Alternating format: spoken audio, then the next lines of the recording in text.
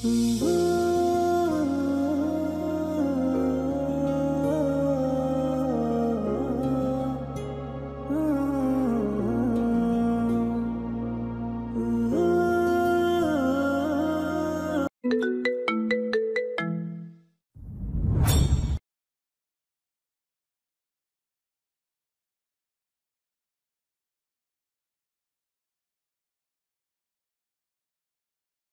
তো মেহমেদ ভাই এসেছে।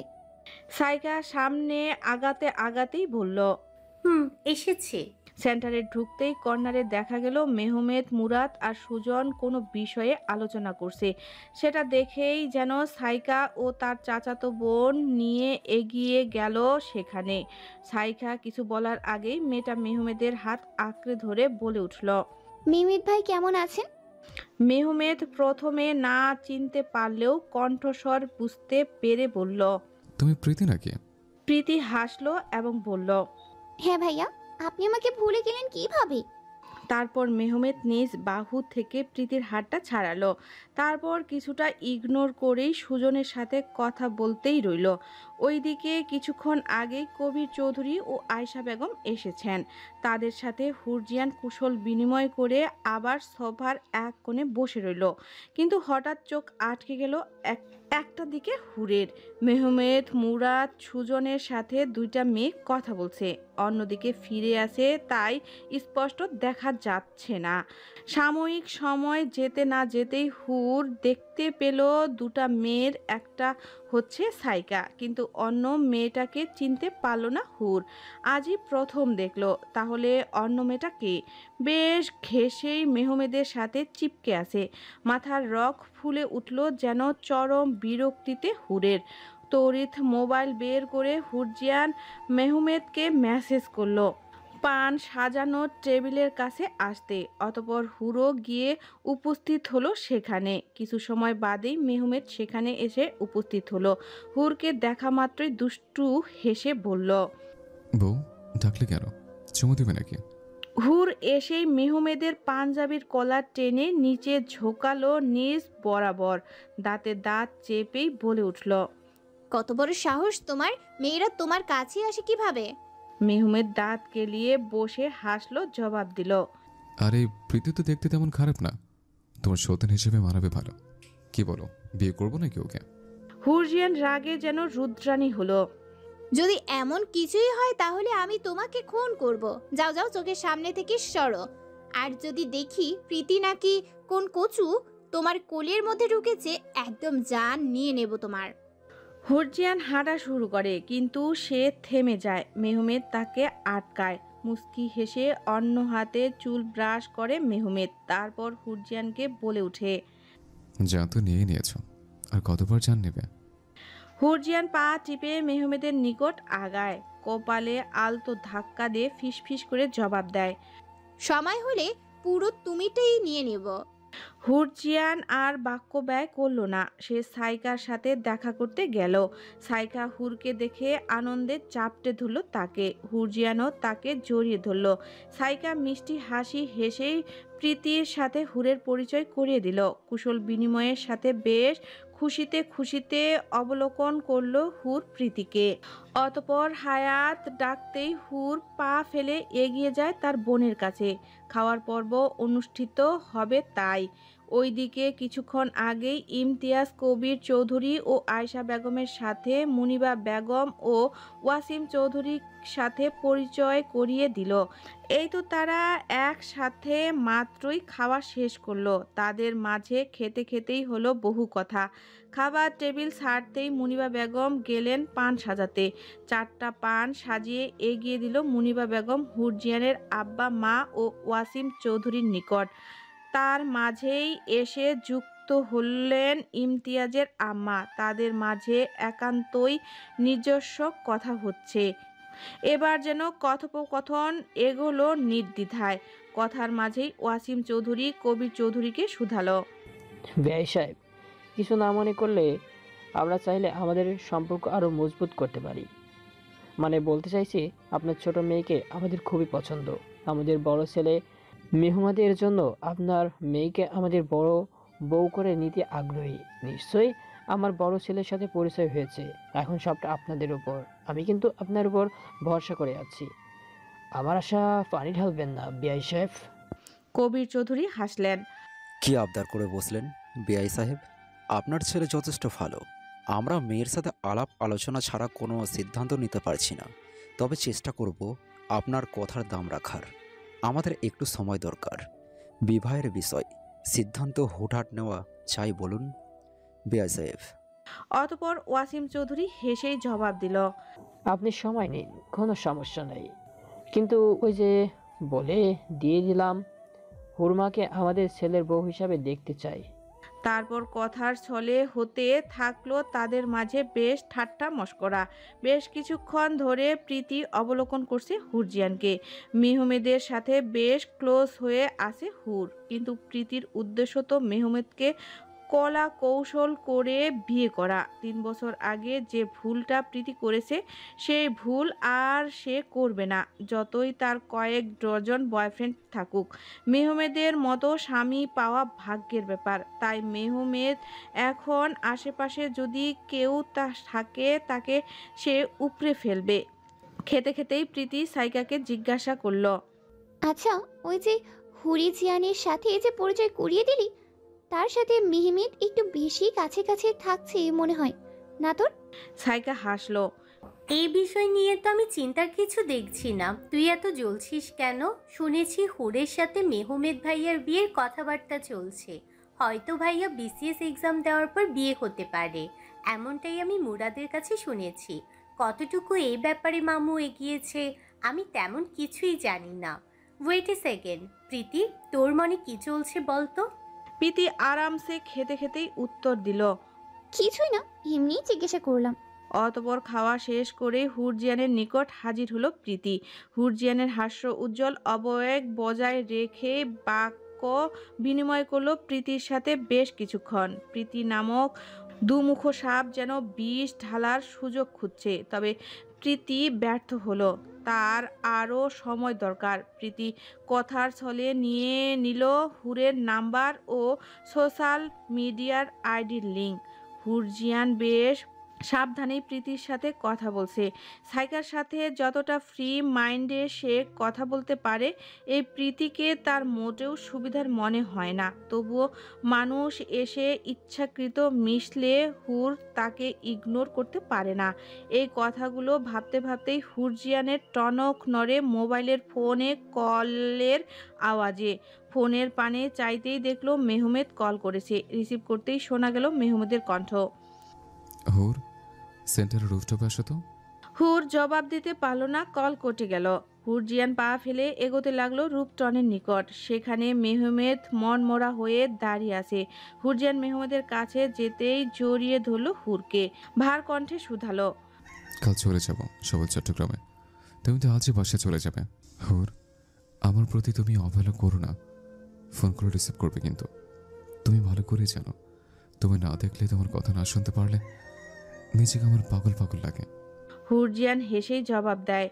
ঠিক আছে, করব রিসিভ। আমায় যেতে হবে, মা বাবা আমায় খুঁজবে মেহমদ। হুরজিয়ান হাত আঁকড়ে ধরে ফের আটকায়। আর কিছুক্ষণ থেকে গেলে হয় না? হুরজিয়ান মেহমেদের চুল এলোমেলো করে হাত বুলিয়ে খিলখিল করে হেসে বলল। এ যেন মামা বাড়ির আবদার, বললেই হলো। যাও, রাতে কথা বলবো, আর ছেলে মানুষই করো না মেহমদ। অতপর হুর চলে আসে সেন্টারের ভিতরে। তারপর সবাইকে বিদায় জানিয়ে বাসার উদ্দেশ্যে রওনা হয়। ধরণীতে আধার নেমেছে। বারান্দার রকিং চেয়ারে দুলছে কবির চৌধুরী। সে বিশেষ ভাবনায় মগ্ন। এখনই বিয়ের প্রস্তাব নিয়ে হুরের সাথে কথা বলবে কি বলবে না তাই নিয়ে বহু জোট। মান সম্মানের একটা ব্যাপার আছে। ইমতিয়াজের ফ্যামিলি সম্পর্কে বেশ ভালো খবরই জানা আছে তার। মেহমেদ যে কদিন এ বাসায় ছিল তার ছেলেটাকে বড্ড পছন্দ হয়েছে, কিন্তু হুর এ বিষয়ের কি মতামত দিবে তাই নিয়েই যত চিন্তা। যদি মেয়ে বিয়েতে অমত করে, জোর করে তো আর চাপিয়ে দেওয়া যায় না। আয়েশা বেগমের ডাকে ভাবনা থেকে বের হয় কবির চৌধুরী। বলো হুরের মা। কি ভাবলেন আপনি বিয়ের প্রস্তাব নিয়ে? ভাবছি হায়াতের সাথে কথা বলবো। বোন যেহেতু অন্য কোথাও পছন্দ থাকলে হয়তো নিশ্চয়ই জানবে। আচ্ছা যাও, ফোনটা নিয়ে আসো, কথা বলে দেখি। আয়েশা বেগম টুল ছেড়ে উঠে দাঁড়ালেন, হনহন করে পা ফেলে নিয়ে আসলেন ফোন। কবির চৌধুরীর চশমাটা ঠিক করে চোখে পড়ে ডায়াল করলো হায়াতের নাম্বারে। অতপর হায়াত কিছুক্ষণ বাদেই রিসিভ করলো কল। হ্যাঁ বাবা বলো। তুমি নিশ্চয়ই এতক্ষণে জেনেছো মেহমেদের জন্য তোমার বোনের বিয়ের প্রস্তাব এসেছে। আমি জানি হুর তোমায় সব কিছু বলে। এখন আমায় সত্যি করে বলো দেখি, হুরের কি কোনো পছন্দ আছে? হায়াত হেসে জবাব দিল, বাবা তুমি বিয়েতে রাজি হয়ে যাও, হুরের পছন্দ আমি জানি, ও অমত করবে না। বলছিস তো? হুম। তবে তুমি ওকে এখন কিছুই জানিও না, আগের মেহমেদ বিসিএসটা দেখ, তারপর তুমি বিয়ের বিষয়ে ওর সাথে কথা বলো।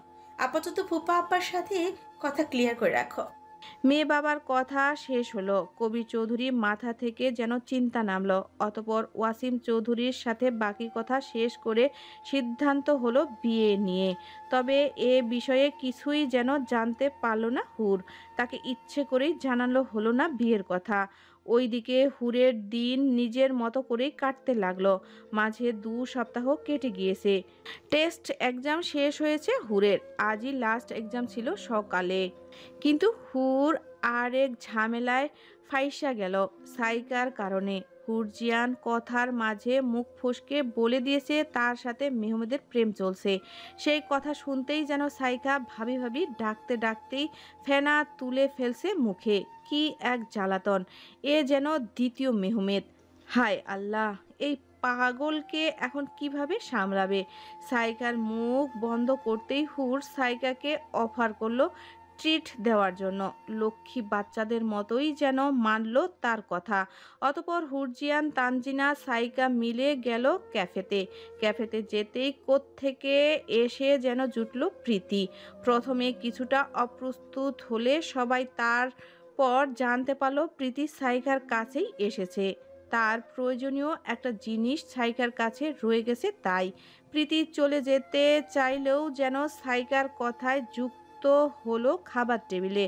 কিন্তু হুর সহ্য করতে পারল না। তার মনে কেমন যেন কু ডাকছে। শত চিন্তার মাঝে ঘটে গেল এক অপ্রত্যাশিত ঘটনা। স্পষ্টই যেন বোঝা গেল হুরের ফোনে প্রীতি পানি ঢেলে দিয়েছে।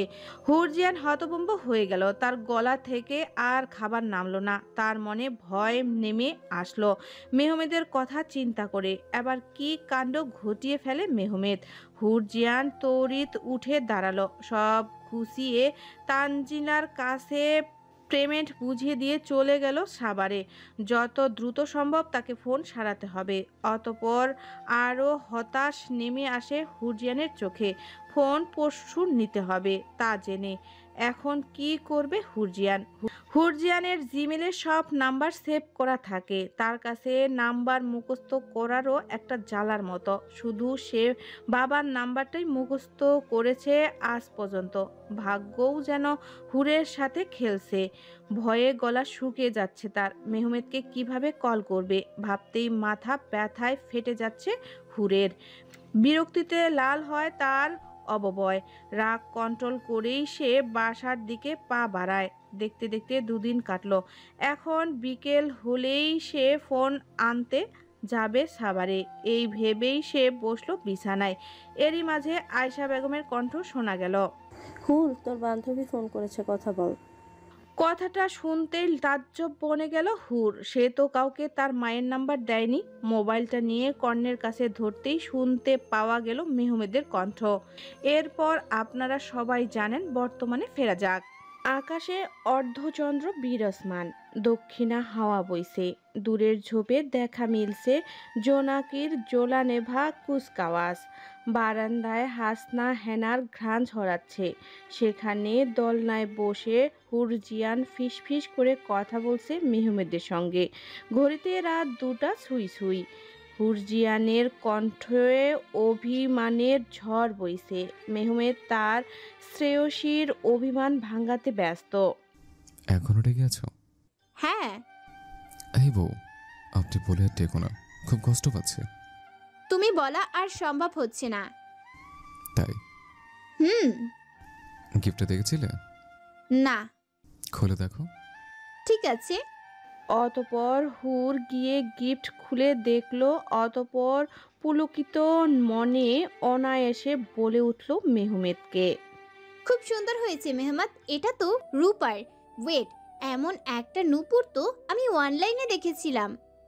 হুম, তোমার আইডিতে লগ ইন করেছিলাম, তখন দেখেছে। তারপর গিয়ে অর্ডার দিয়ে বানিয়েছে। ভাবলাম তুমি যখন আমি এত ভালোবাসো, তার কাছে সামান্য গিফটে কিছুই না। হুরজিয়ান সশব্দে হেসে উঠল।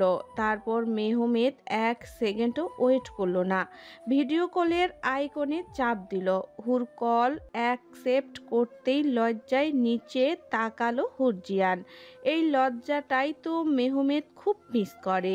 মেহমেদ মুস্কি হেসে বলে উঠল নেশাক্ত কণ্ঠে।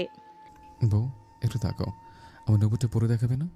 হুরের ধমনী কেঁপে ওঠে। সে বলে ওঠে, আমি একদম তাকাবো না, এই মুহূর্তে এমন বায়না মেটাতে পারবো না। মেহমেদ হাসে, প্রতি উত্তরে বলে, কাছে থাকলে হয়তো নিজ দায়িত্বে মেটাতাম। কথাটা শুনে লজ্জায় শিরশিরিয়ে উঠল হুরের তনু। মেহমেদের বুঝতে বাকি রইল না হুর ভীষণ লজ্জা পেয়েছে। সে মোবাইলে হুরজিয়ানের উদ্দেশ্যে আরও 2টো চুমু খেলো। তারপর বলে উঠল, আশা করি বউয়ের অভিমান কমেছে। তাই চাইব সকালে যেন নপুর পরে ছবি তুলে সেন্ড করা হয়। এখন রাখছি, গুড নাইট। লাইন কেটে গেল। তবে হুরজিয়ান এখনও স্বাভাবিক হলো না। একটা কথাই হুর ভেবে পায় না, এই লোকের মাঝে কি এমন আছে যে সে রাগ অভিমান করে দূরে সরে থাকতে পারে না। লজ্জায় এখনও শির দ্বারা কেঁপে উঠছে হুরের। মেহমেদের সাথে ভবিষ্যৎ যাপনের কথা ভাবতেই হুর নিজেকে নিজেই বলে ওঠে, ছি হুর, তুই কত ডার্টি মাইন্ডার। অতপর হুর ঘুমিয়ে গেল নিশিরাতের আধারের সাথে। সে আধার মিশে আছে মেহমেদের সর্ব অঙ্গ জুড়ে। সে আধারে মেহমেদের ঘ্রাণ খুঁজে পায় হুর। মাঝে 2 দিন কেটে গিয়েছে। মেহমেদ কদিনের জন্য এসে হুর ঠিক জানে না। মাঝে ভার্সিটিতে 1 দিনের জন্য দেখা পেয়েছিল মেহমেদের, তাও তন্ময় ভাইয়ের সাথে দেখা করতে গিয়েছে। সেদিনই হুর জানতে পেরেছে তন্ময় ভাই মেহমেদের ফ্রেন্ড, আর তন্ময়ের বাবা তার চাচা হয়। তাই তো হুরজিয়ান আজ অঙ্ক মেলাতে পেরেছে। তার এত খোঁজ খবর মেহমেদ তন্ময়ের কাছ থেকেই নিত, তবে বেশি সময় থাকেনি। আর সকালে মেহমেদের সাথে কথা হয়েছে, কিন্তু তাও সাময়িক সময়ের জন্য। এই তো কিছুক্ষণ আগেই হুরজিয়ান বাসা থেকে বের হলো। ধীরে ধীরে হাঁটতে রইল রাস্তায়। সোসাইটির রাস্তার মোড় ঘুরতেই কথা থেকে যেন এসে উদয় হলো মেহমেদের। মুখের হেলমেটটা খুলে ইশারা করলো হুরকে। হুর চারপাশ অবলোকন করে দেখলো পরিচিত লোকজন আছে কিনা। না, নেই। তারপর মেহমেদের পিছু উঠে বসলো। বাইক সোসাইটির গেট থেকে বের হয়ে জালশেষের রাস্তা ধরে মেন রাস্তার রেডিও কলোনির ইউ টার্ন ঘুরল। মেহমেদের ইউ টার্ন ঘোরাতেই ভয় পেয়ে গেল হুরজিয়ান। বাইক ঢাকার পথে ছুটছে, তাহলে তারা যাচ্ছে কই? অতপর ভয়ার্ত কণ্ঠে মেহমেদকে শুধায় হুরজিয়ান, মেহমাদ, আমরা কোথায় যাচ্ছি? হুরের ভয়ার্ত কণ্ঠ শুনে মেহমেদ হাসে এবং বলে ওঠে, বিয়ে করতে যাচ্ছে। কথাটা যেন মাথার উপর দিয়ে গেল হুরের। মেহমেদের কখন কি হয় হুরজিয়ান কিছুই বোঝে না। হুটহাট তুলে নিয়ে হুরকে ভয় দেখায়। আজ আমার পরীক্ষা হুর, খুব ভয় করছে, খুব অস্থির লাগছে। অস্থিরতা কাটাতে পারছি না, তাই তোমায় নিয়ে যাচ্ছে। তুমি দেখলে অস্থিরতা কাটে আমার। আমি যতক্ষণ না বের হই, তুমি আমার জন্য অপেক্ষা করবে। হুর শান্ত গলায় জবাব দেয়। বাইকের চলনশীল গতিতে কথাটা যেন থেমে থেমেই শোনা গেল। আগে বললে তোমার জন্য আমি কিছু বানিয়ে নিয়ে আসতাম, বাসা থেকে খেয়ে বের হয়েছো। কথা বলতে বলতে হুর আর মেহমেদ পৌঁছালো পরীক্ষার ভ্যালুতে। এখনো গেট খুলেনি। রাস্তার পাশের যাত্রী ছাউনিতে বসে আছে মেহমেদ হুর। মেহমেদ পলকহীনভাবে তাকিয়ে আছে হুরের পানে।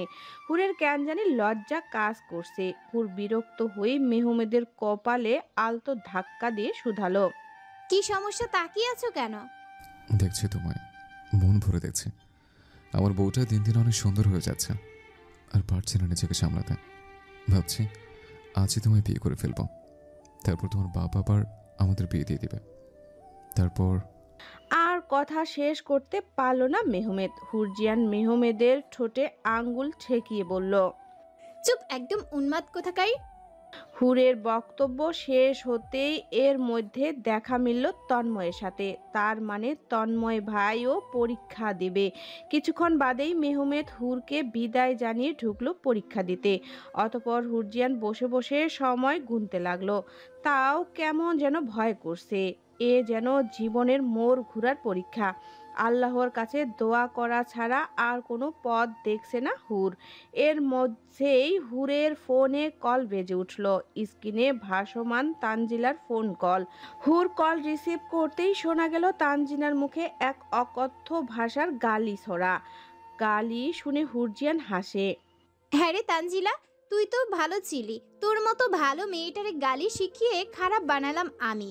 এখন দেখছি তুই আমার চেয়েও বেশি খারাপ বেরোলি। তানজিলার বিরক্ত নিয়ে আবারও বলল। মাঘি, তুই যে আজ ভার্সিটিতে যাবি না বললি না? হুরজিয়ান জবাব দিল, মেহমেদ রাস্তা থেকে তুলে নিয়ে এসেছে তার সাথে পরীক্ষা দেওয়ার জন্য। তুই আসলেও তো পারতি, তন্ময় ভাইও তো আসছে। বলেছিল, আমি যাইনি। আচ্ছা তাহলে তুই থাক, আমি আসছি। অতপর দুই বান্ধবীর মাঝে কথার ইতি টানল। আর হুর রইল পরীক্ষা শেষ হওয়ার অপেক্ষায়। কিছুক্ষণ আগেই পরীক্ষা শেষ হয়েছে। গেট থেকে বের হচ্ছে সকলে। হুর গেটের পানে তাকিয়ে আছে। তার চোখের দৃষ্টিতে মেহমেদের সিটে ফোটাও দেখা পাচ্ছে না। এর মাঝেই অপেক্ষার প্রহর ভেঙে মেহমেদ তন্ময়কে বিদায় দিয়ে হুরের নিকট এসে বসলো। তারপর হুরের হাতের উল্টো পাশে চুমু খেয়ে বলল। বউ শুনছো, এবার ম্যাজিস্ট্রেট হতে কেউ আটকাতে পারবে না। পরীক্ষাটা আমি বেশ ভালো দিয়েছে। চলো চলো, এবার একটু তোমায় নিয়ে ঘুরতে চাই। মেহমেদের আবদার শুনেই ঘড়ির পানে হুর চেয়ে বলল। সর্বোচ্চ 1 ঘন্টা আমায় বাসায় গিয়ে টিউশনে যেতে হবে। মেহমেদ শয়তানি হাসি হাসল। না গো মেয়ে, তোমার বাসায় যেতে দিচ্ছে না। তোমার আজ কিডন্যাপ করে তোমার বাপের কাছ থেকে মোটা অঙ্কের একটা ব্যবসা করবো ভাবছে। হুর ভেংচি কাটল। আজাইরা রওনা হুরিজিয়ানকে কিডন্যাপ করা অত সহজ না। মেহমেদ হুরজিয়ানের হাত টেনেই বাইকের চাবি ঘুরালো। তারপর বলে উঠল। সে কিডন্যাপ করতে পারি নাকি পারি না সেটা ভবিষ্যতে দেখতে পারবে, এখন ওঠো। অতপর দুই কপতির একটু অগোছালো প্রেম, একটু অগোছালো সময় কাটতে রইল নদীর স্রোতের মতো। মেহমেদের হুট করে আসা যাওয়া, হুরজিয়ানের সাথে দেখা করার কারণ ছাড়া এ যেন এখন নির্দিষ্ট রুটিন। হুরের জন্য পাগলামি, হুরের প্রতি আসক্তি যেন চরমভাবে প্রভাব ফেলছে মেহমেদের। সব কিছু যেন হারাম হয়ে গেছে। দিন দিন মেহমেদকে কেমন ভয়ঙ্কর লাগছে হুরের। তবে পরীক্ষার পর যে চট্টগ্রাম গিয়েছে মেহমেদ, তার মাঝে এই 2 মাসে 1 মাসের বেশ কয়েকবার মেহমেদ ঢাকায় এসেছে। তবে শেষ মাসে একবারও আসেনি। ইদানিং কেমন ছন্নছাড়া লাগছে হুরের। কি থেকে কি হবে সে বুঝতে পারছে না। এই তো সে যে আজ ভার্সিটিতে রেজিস্ট্রেশন কার্ড নিতে এসেছে তা মেহমেদকে জানাবে, তা তার মনেই ছিল না।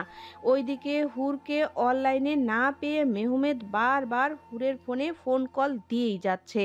তারপর কল রিসিভ করেই সাময়িক কথা হলো মেহমেদের সাথে। আমি ভার্সিটিতে আছি, বাসায় গিয়ে কথা বলছি। কথাটা শুনতেই মাথায় যেন রাগ টকবক করে উঠল মেহমেদের, কিন্তু হুর তা বুঝতে পারল না। অতপর মেহমেদের তরফ থেকে শাস্তি পেতেই এক যন্ত্রণার সৃষ্টি হলো বুঝি হুরের।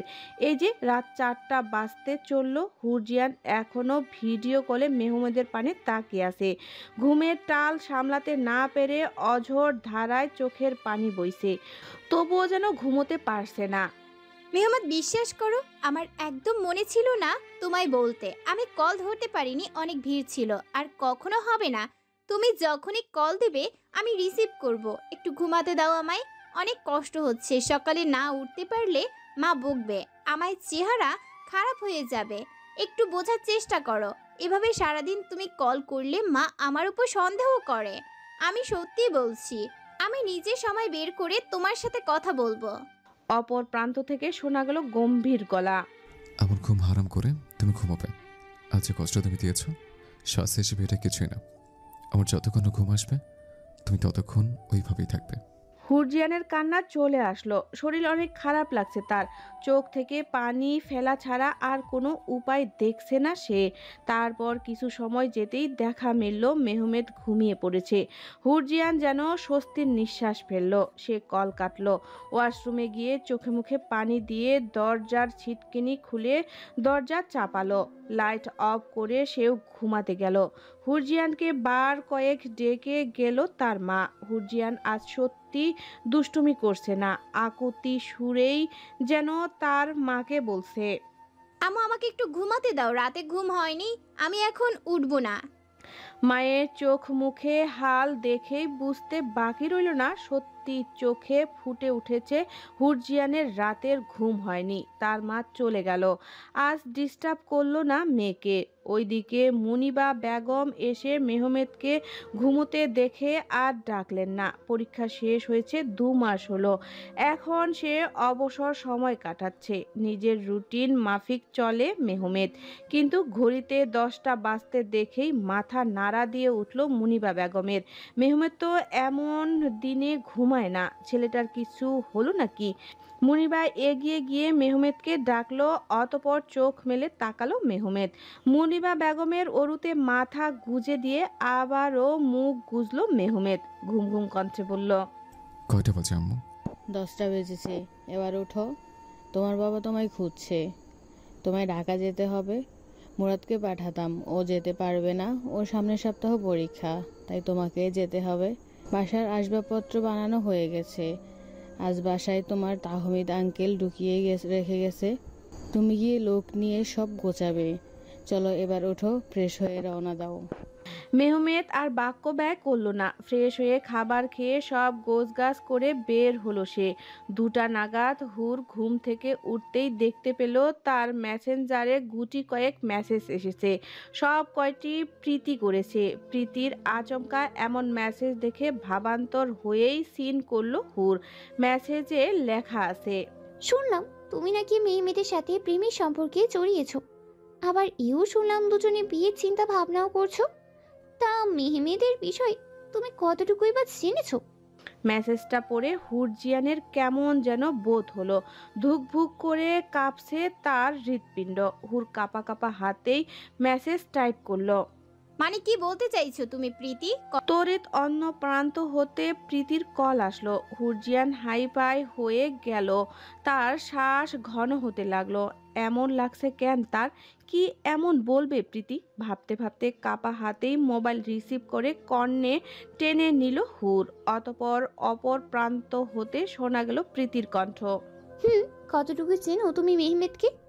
তোমাদের তো মনে হয় 7-8 মাসের মতো সম্পর্ক। আমার সাথে তো ওর 3.5 বছরের মতো সম্পর্ক ছিল। মেহমেদ তো আমায় ইউজ করে ছেড়ে দিয়েছে। তোমার কি মনে হয় ও তোমায় ভালোবাসে? কথাটা বলেই তাচ্ছিল্যের হাসি অভিনয় করে প্রীতি। এরপর 1 সেকেন্ড সময় নিয়ে আবার বলে ওঠে, মোটেও তোমায় ভালোবাসে না। কি করেনি আমার সাথে? আমার সব কিছু শেষ করে দিয়েছে। দিনের পর দিন আমার। বলতে গিয়েও থেমে যায় প্রীতি। হুর কথাগুলো শুনতেই কেমন অসহ্য যন্ত্রণা শুরু হলো। জবাব দিতে গিয়েও যেন গলা পাকিয়ে যাচ্ছে তার কথা। মুখ থেকে যেন কোনো কথাই বের হচ্ছে না। তবুও শত কষ্টে জবাব দিল। কি করেছে তোমার সাথে প্রীতি মেহমেদ? প্রীতি কান্না করার ভান করেই আবার জবাব দিল, তুমিও তো মেয়ে, বুঝে নাও। আমি পারবো না বলতে, তুমি বুঝে নাও। আমি তোমার জীবন নষ্ট হতে দেখতে পারি না, তাই তোমায় জানালাম। প্রীতির কথা শুনেই যেন হুরের পৃথিবীতে অন্ধকার নেমে আসলো। চোখ থেকে নির্মেষ বের হতে লাগলো নোনা জল। কি ঠিক কি ভুল সব যেন গুলিয়ে ফেললো। বুকের মধ্যে কেমন এক অজানা ব্যথার সৃষ্টি হলো। কি করবে হুর? প্রচুর কান্না করতে ইচ্ছা হচ্ছে তার। মেহমেদ তাকে ঠকিয়েছে না, কিভাবে সম্ভব? হুর পারছে না কিছুতে মানতে। মোবাইলটা ফিক্কা মেরে ফেললো বিছানায়। দৌড়ে ওয়াশরুমের সিটকানি বন্ধ করে কান্নায় ভেঙে পড়ল হুর। সেই কান্না ওয়াশরুমের পানির সাথে মিশে যাচ্ছে। প্রীতির এই একটা কথাই যেন বারবার কানে ভেসে আসছে হুরের। তুমিও তো মেয়ে, তুমি তো সবই বোঝো, তাহলে তুমি বুঝে নাও মেহমেদ আমার সাথে কি করেছে। কথাটা মনে পড়তেই আবারও কান্নায় ভেঙে পড়ে হুর। অতপর 1 ঘন্টা পর নিজেকে স্বাভাবিক করে ফ্রেশ হয় হুর। মেহমেদের সাথে তার আজ একটা হেস্তনেস্ত হয়েই যাবে। বিকেল হয়ে এসেছে প্রায়। মোবাইলের পানে দেখলো অনলাইনে মেহমেদ নেই, ফোনও সুইচ অফ। মাথাটা যেন আরও বিগড়ে গেল হুরের। ওইদিকে বিকেল নাগাদ নিজ বাড়িতে মেহমেদ ফিরেই কাজে অতপর হলো। ফার্নিচার রেখে গিয়েছে প্রত্যেক রুমেই, তবে কিছু গোছানো হয়নি। কাল লোক দিয়ে সব গোছাবে, তাই ভাবলো মেহমেদ। তবে আজ নিজ রুমের কিছু অংশ গোছাবে ভেবেই সব বাদ দিয়ে কাজে লেগে পড়ল।